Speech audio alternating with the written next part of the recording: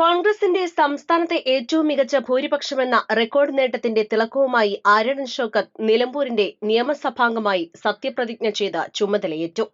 16ാം കേരള നിയമസഭാംഗമായി protem speaker G Sudhakaran മുൻപാകെയാണ് ദൈവനാമത്തിൽ സത്യപ്രതിജ്ഞ ചെയ്തത്.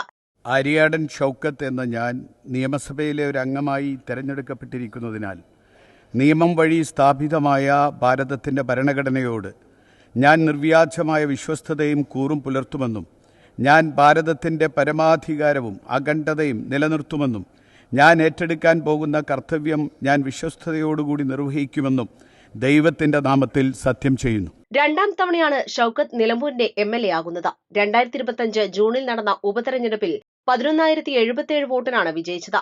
ഈ ഭൂരിപക്ഷം ഒരു വർഷം കൊണ്ട് 5 ഇരട്ടിയാക്കി വർദ്ധിപ്പിച്ച് 54,851 വോട്ടിന്റെ റെക്കോർഡ് ഭൂരിപക്ഷമാണ് നേടിയത്.